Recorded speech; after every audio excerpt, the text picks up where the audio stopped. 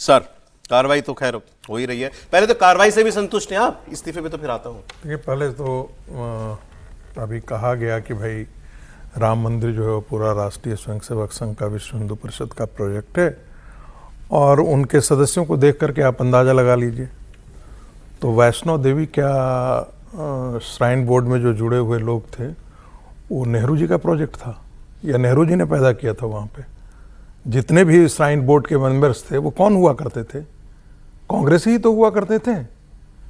तो वो उनका प्रोजेक्ट था, कांग्रेस का प्रोजेक्ट था। हम ऐसी बातें करना बंद करें।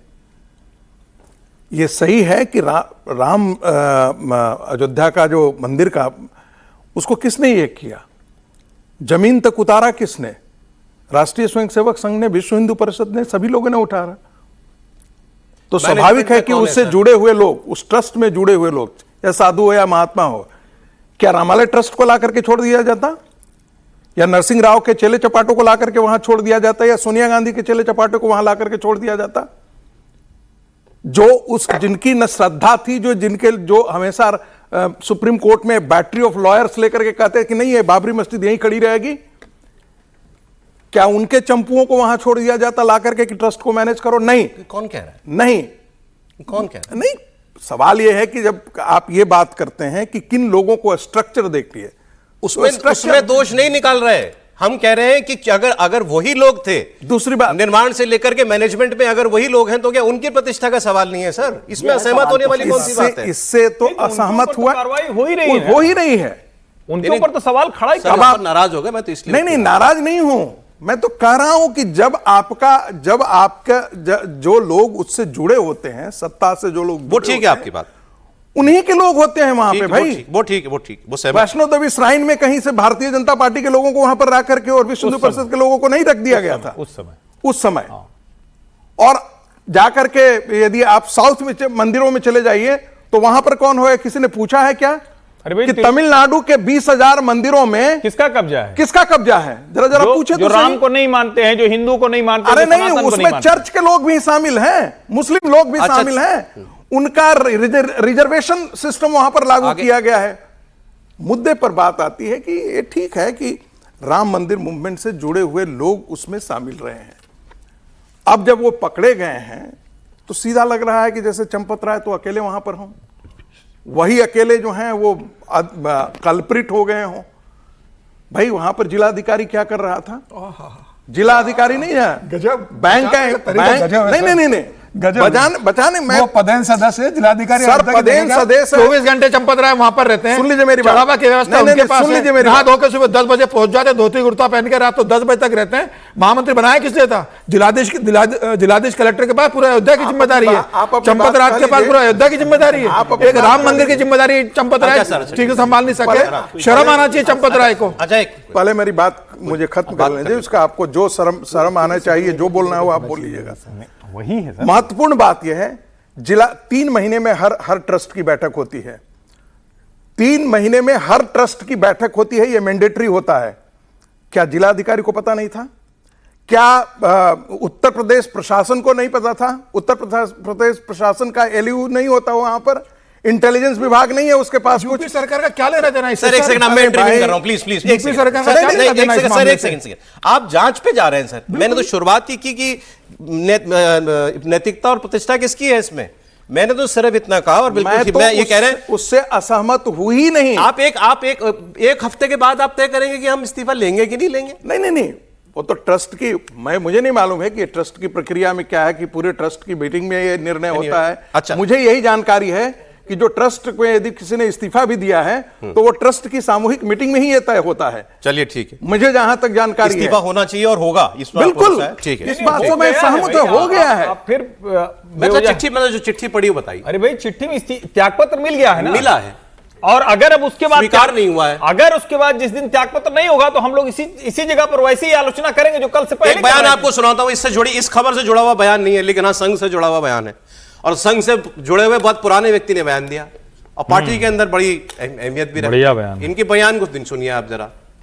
मध्य प्रदेश सरकार में मंत्री हैं, बीजेपी के बहुत सीनियर लीडर है, कैलाश विजयवर्गीय। वो क्या कह रहे हैं? उन्होंने कहा आजकल होड़ लगी हुई है हर किसी में ये साबित करने में कि साहब हम भी संघ के हैं, हम भी संघ के हैं, मेरे पिताजी शाखा जाते थे। कहने एक ने कहा कि भाई मेरे पिताजी तो शाखा के अध्यक्ष थे, अब शाखा में कौन सा अध्यक्ष होता है। तो उन्होंने फिर अंत में कहा कि हमारी पार्टी बहुत बड़ी हो गई, संगठन हमारा बहुत बड़ा हो गया। हर आदमी कहता है देखिए मैंने चौड़े पट्टे वाली बेल्ट पहनी है और चड्डी भी पहनी है, ये वो कह रहे हैं। हाँ, मैं तो बचपन से ही हूँ, लेकिन अच्छे लोग कम पढ़ते जा रहे हैं। कोई सोच सकता है इस बात को? हमारी संख्या बढ़ गई, भीड़ बन गई, हम बहुत बड़ी पार्टी हो गई, बहुत भीड़ हो गई। हम सरकार में जो भी अधिकारी आता, सर मैं शाजापुर में था सर, तो माखन सिंह जी शाखा लगाते थे, वहां जाता था। अरे भाई अभी तुम जाते हो, हमारी सरकार में भी उसके पहले कोई बताया कि तुमने? हर अधिकारी के मन में कुछ न कुछ तो बताता है, रहता है कि मैं अपना कमर दिखाऊंगा, देखो तो मेरे भी पट्टी, मेरे भी बेल्ट बांधा है, चड्डी पहनी है। हर अधिकारी, हर कर्मचारी सोचता है। सरकार आने के बाद सब संघ के होंगे, हर अधिकारी संघ का होगा।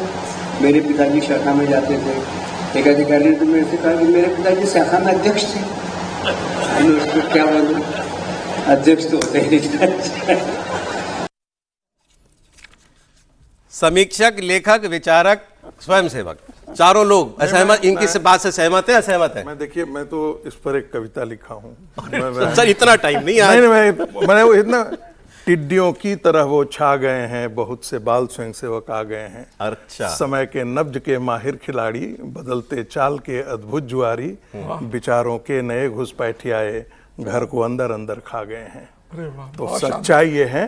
सर आपने अंदर अंदर कहा तो मुझे याद आया, बहुत सारे ऐसे, सुन लीजिए, बहुत सारे ऐसे पत्रकार, बहुत सारे ऐसे शिक्षक, बहुत सारे ऐसे बुद्धिजीवी जो कल तक रोज पानी भर भर करके कोसते थे और आज संघ के सबसे बड़े करीबी भी बने हुए हैं, बैठे भी हुए हैं। ठीक है। और वो एक अरुण शौरी ने बहुत अच्छा कहा था, बाहर वाले को बड़ा ज्यादा इज्जत प्रतिष्ठा दी जाती है, आप तो पहले से स्वयंसेवक हो, आपको कौन पूछता है।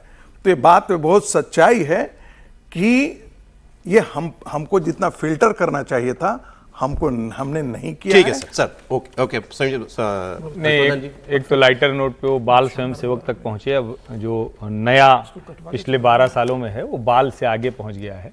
बाल स्वयंसेवक तो यानी जब जन्म लेता है बचपन से शाखा जाने लगे, उससे आगे है अभिमन्यु स्वयंसेवक पैदा हो गए हैं। यानी जो कहते हैं कि हम तो माँ के पेट में थे तभी से संघ के विचार, संघ की शिक्षा, संघ का व्यवहार, वो सब हम कहानियां सुनते थे कि संघ में हमारे घर में नाना जी आते थे और पिताजी माताजी से बात करते थे, या हम गुरुजी की कहानी, मतलब इस तरह के भी स्वयंसेवक हो गए हैं। तो वो मसला है। लेकिन इसका दूसरा एक पक्ष है और उसे कैलाश जी को भी जरा सुन लेना चाहिए अगर सुन रहे हो कहानी कुर्सी की। तो स्वयंसेवक तो व्यवहार से तय होता है।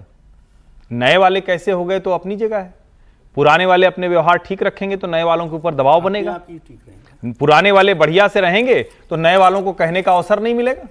आप ऐसे तो नहीं कह सकते नया जो आया वो गड़बड़ हो गया, हमारा अपना व्यवहार ठीक है क्या स्वयंसेवक के तौर पर अगर ये कह रहे हैं तो। और मैं फिर कह रहा हूं, किसी भी समय में किसी भी कालखंड में सत्ता के इर्द गिर्द इस तरह का जमावड़ा बड़ी सामान्य सी घटना होता ही है, बहुत सामान्य होता है। बाढ़ का पानी है ये बाढ़ का पानी।